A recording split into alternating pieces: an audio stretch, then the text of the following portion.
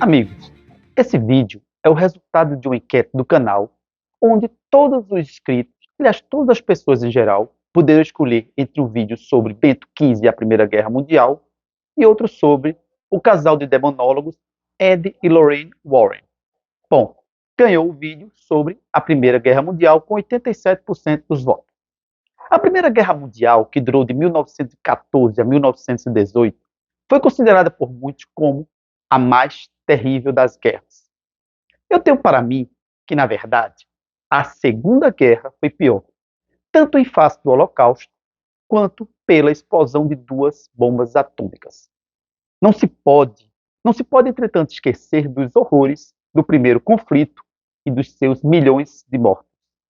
Muitas pessoas conhecem com certa profundidade a Segunda Guerra, mas poucos sabem da Primeira.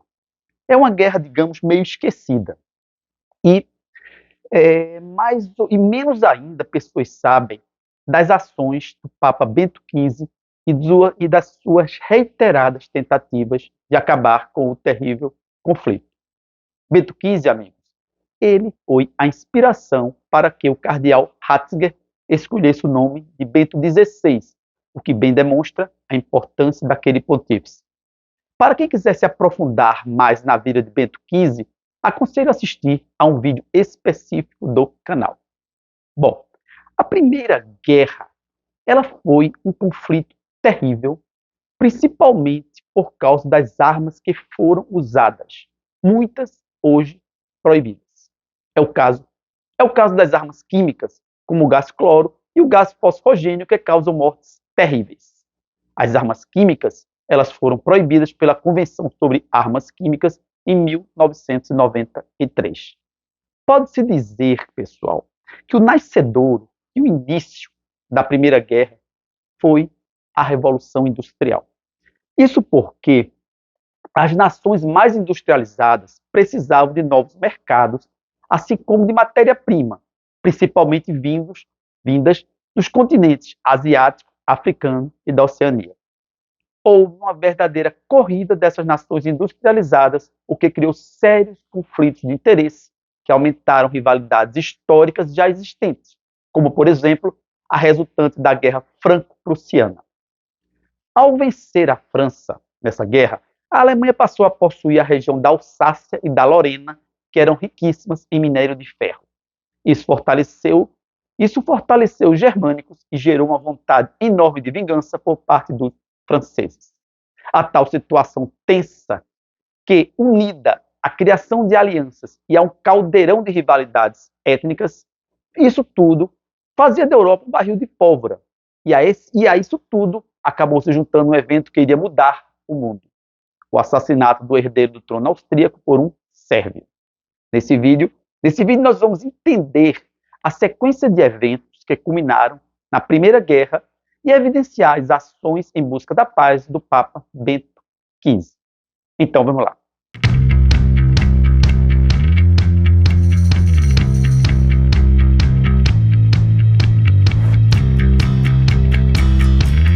Em 20 de março de 1882, a Alemanha, a Áustria e a Itália celebram a Tríplice Aliança.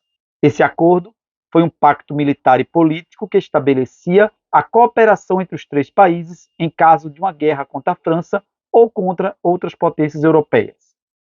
Diante da Tríplice Aliança, a França se sentiu ameaçada e firmou com a Rússia um acordo em 1894. O Reino Unido, por seu turno, firmou com a França a Entente Cordiale, tendo a Rússia, posteriormente, passado a integrar o bloco. Estava formada a Tríplice Entente. A tensão entre as alianças cresceu muito, principalmente na Península Balcânica, pois a Rússia e a Áustria-Hungria procuravam manter a sua influência e o seu domínio na região. Em 1908, a região da Bósnia-Herzegovina foi anexada pela Áustria, o que atingia os sérvios, que eram aliados dos russos. Com tal ato, ficava impossível a criação da Grande Sérvia, da qual deveriam fazer parte os territórios dos Balcãs habitados pelos sérvios. Por outro lado, a indústria alemã vinha crescendo de maneira forte e estava ultrapassando a inglesa, o que incomodava muito a ilha. O nível de tensão entre a Alemanha, França e Inglaterra vinha crescendo. A região dos Balcãs era um ponto de tensão na Europa, com rivalidades étnicas, nacionalistas e territoriais entre as nações que a compunham. Sarajevo, no início do século XX, era dominada por organizações que repudiavam a Áustria em face da anexação da Bósnia, ocorrida ao arrepio da lei internacional e sem a concordância de outras potências europeias em 1908. Dentre elas estava a Mão Negra, que tinha um viés nacionalista eslavo. O grupo via a Áustria-Hungria como uma nação opressora e acreditava na luta armada como forma de conseguir a independência. Foi nesse contexto que o arquiduque Francisco Ferdinando, herdeiro do trono da Áustria-Hungria, teve a infeliz ideia de visitar Sarajevo, capital da Bósnia-Herzegovina. A visita tinha o objetivo de realizar uma inspeção militar e mostrar a presença da autoridade do Império no local. Tal ida irritou muito a população local. Resultado: membros do grupo Mão Negra assassinaram o arquiduque no dia 28 de junho de 1914. Para o grupo Mão Negra, o assassinato de Francisco Ferdinando era um ato de resistência contra a dominação austro-húngaro e um passo em direção à realização de seus objetivos nacionalistas. O interessante é o azar do arquiduque. No mesmo dia, 28 de junho de 1914, durante a visita oficial a Sarajevo, um dos conspiradores do grupo Mão Negra, de nome Nedeljko Srebrenović, é mais ou menos isso, Nedeljko Srebrenović, ele lançou uma bomba contra o carro que transportava o arquiduque e a sua esposa. No entanto, tal bomba, ela errou o alvo e explodiu próximo a outro veículo, causando ferimentos em alguns membros da comitiva e em civis. O arquiduque e a esposa saíram ilesos. O casal, ao invés de cancelar todos os compromissos, simplesmente continuou a visita como se nada tivesse acontecido.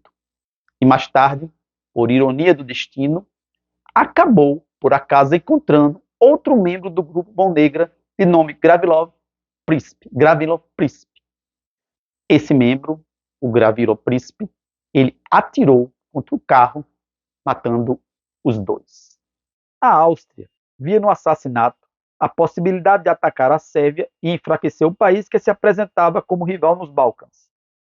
Juntamente com a sua aliada Alemanha, a Áustria deu um ultimato aos sérvios para que fosse solucionado o caso do assassinato de Francisco Ferdinando.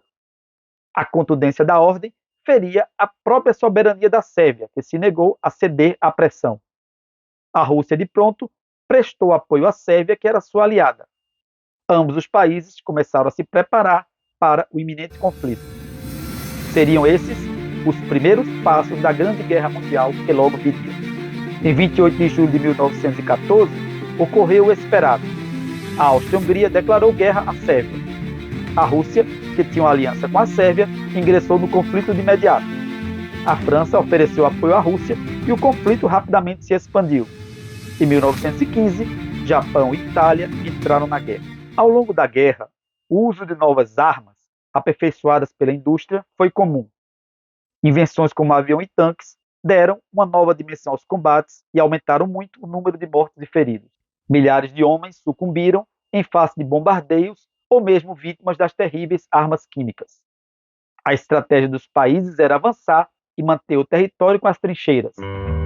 O sofrimento dos soldados nas trincheiras era enorme. Elas eram sujas e insalubres, com falta de higiene adequada, exposição à lama, ratos, piolhos e doenças. As trincheiras rapidamente se transformaram em um ambiente lamacento e encharcado devido às chuvas frequentes, causando infecções e doenças como a gangrena. Mas não eram apenas os soldados que sofriam. Homens, mulheres e crianças morriam ou ficavam mutilados devido aos ataques aéreos, aos bombardeios, à artilharia e aos confrontos terrestres que ocorriam em áreas habitadas. Além disso, algumas regiões elas foram palco de massacres e de violência étnica. Cidades, vilas e a infraestrutura civil como um todo, elas foram destruídas ou danificadas pelos combates. Muitos civis, eles foram obrigados a abandonar suas casas e a fugir devido aos conflitos, o que resultou em um grande número de refugiados. Isso tudo somado à escassez de alimentos e recursos. A situação na Europa era caótica, pessoal. Foram anos terríveis para a população em geral, o que não passou despercebido pelo Papa Bento XV. O pontificado de Bento XV começou em 3 de setembro de 1914, um pouco depois do início da Primeira Guerra.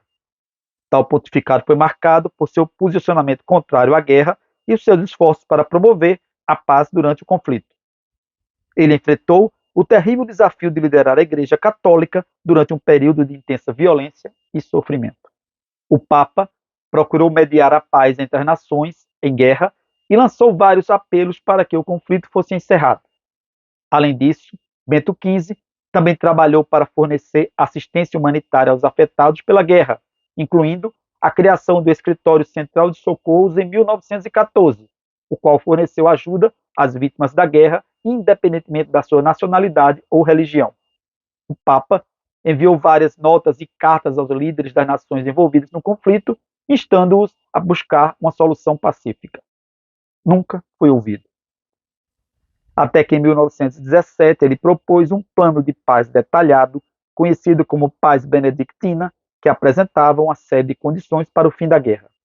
Esse plano incluía propostas como a arbitragem internacional para resolver as disputas, o desarmamento progressivo, a liberdade de navegação nos mares e a justa redistribuição dos impérios, além da garantia dos direitos das minorias étnicas.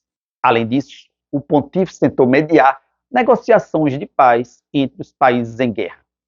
Apesar de todos os esforços diplomáticos do Papa, a falta de vontade política por parte dos governantes envolvidos impediu que suas iniciativas de paz tivessem sucesso. Na verdade, ninguém queria o fim da guerra. O ano de 1917 foi decisivo no contexto da Grande Guerra. Nesse ano, a Rússia se retirou do fronte de batalha. Tal retirada, que em princípio seria favorável à Alemanha, não surtiu grandes efeitos porque os germânicos passaram nesse mesmo ano por uma série de adversidades. Em abril de 17, os Estados Unidos entraram oficialmente na guerra ao lado das potências aliadas. Os americanos nunca perdoaram o afundamento do navio Lusitânia, que causou a morte de civis.